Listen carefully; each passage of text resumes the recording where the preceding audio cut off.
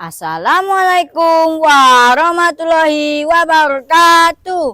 Perkenalkan, nama saya Emir Masya dari Sekolah Rakyat Terintegrasi 31 Palembang.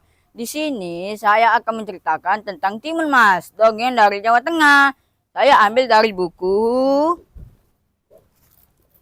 86 dongeng ternama di Indonesia, hasil Walida Aryani.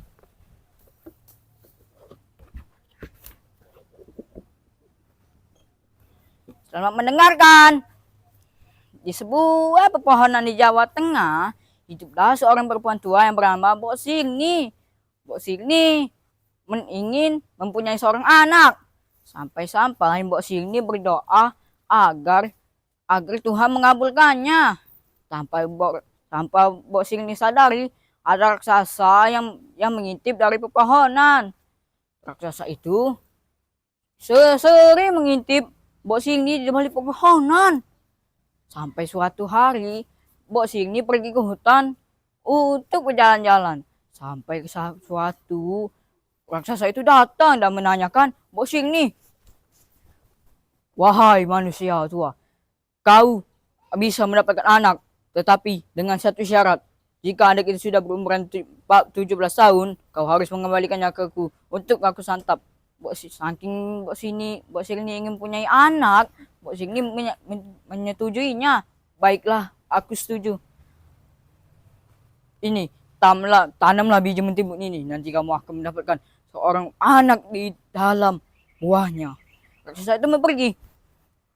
Lalu, dengan rasa penasaran, Mbok Sirni pun kembali ke rumah dan menanam biji mentimun tersebut.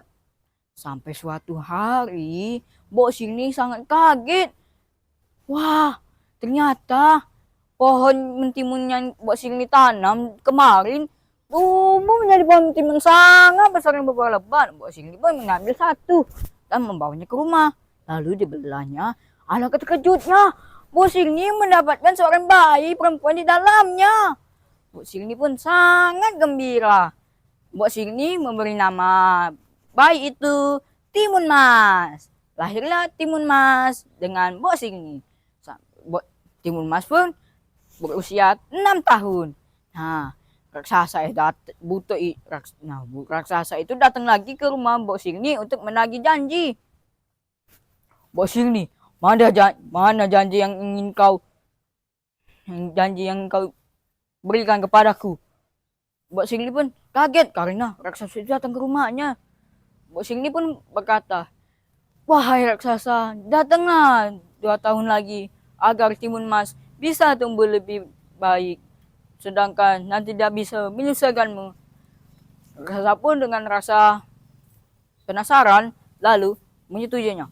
"Baiklah, aku akan datang 2 tahun lagi. Jika bayi itu tidak kamu kembalikan ke aku, nanti akan kamu kumakan juga kau."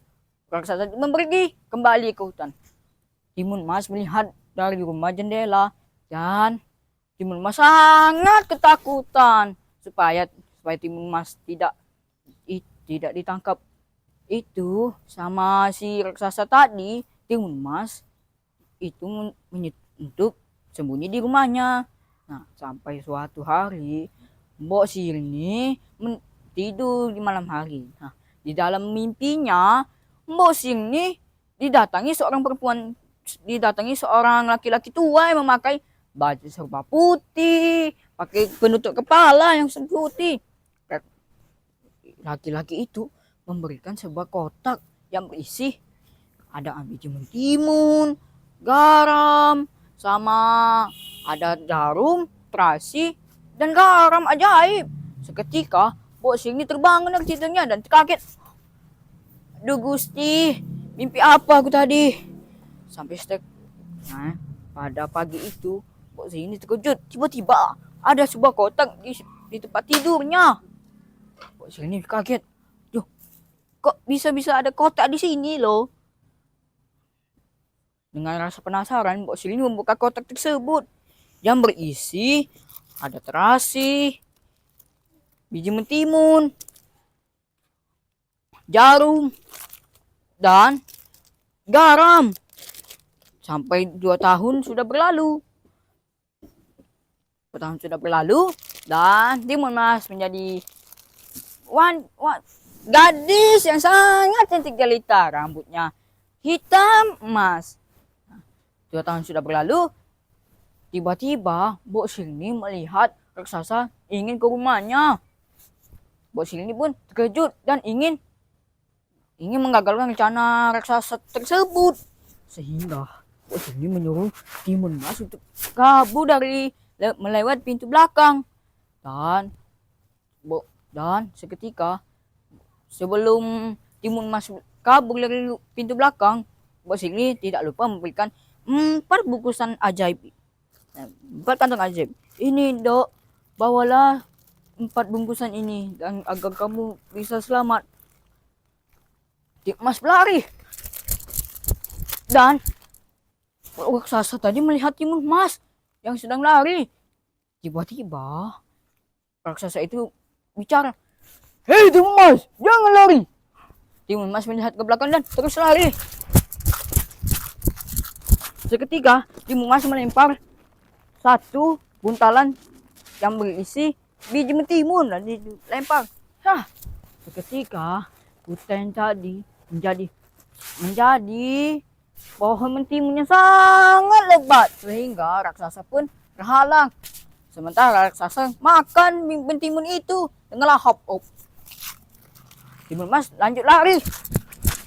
Sampai raksasa itu habis makan, dia langsung mengejar. Raksasa itu bicara lagi, jangan lari." Seketika Timun Mas kembali melemparkan bungkusan yang kedua yang berisi jarum. Seketika jarum itu berubah menjadi pohon bambu runcing yang sangat tajam. Seketika raksasa terjebak dalamnya dan seketika raksasa keluar, tiba-tiba tubuh raksasa terkena luka karena terkena dari bambu runcing tersebut. Tapi raksasa tetap tidak menyerah untuk menangkap Timun Mas tersebut. Timun Mas terus berlari. Raksasa bicara lagi, "Hei, jangan lari lagi kamu." Timun Mas mana terbelakang dan terus lari. Sampai itu Timun Mas pun lelah. Dan raksasa pun berjalan. Kata raksasa, "Akhirnya kamu akan kubawa ke tanah dan aku santap kau." Timun Mas dengan cemas melemparkan bungkusan yang keempat yang berisi garam ajaib. Seketika rumput yang tadi menjadi lautan yang sangat dalam dan luas.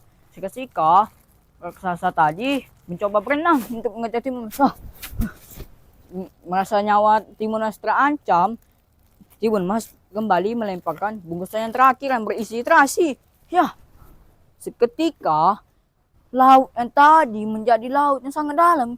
Seketika berubah menjadi kolam tanah yang mendidih. Seketika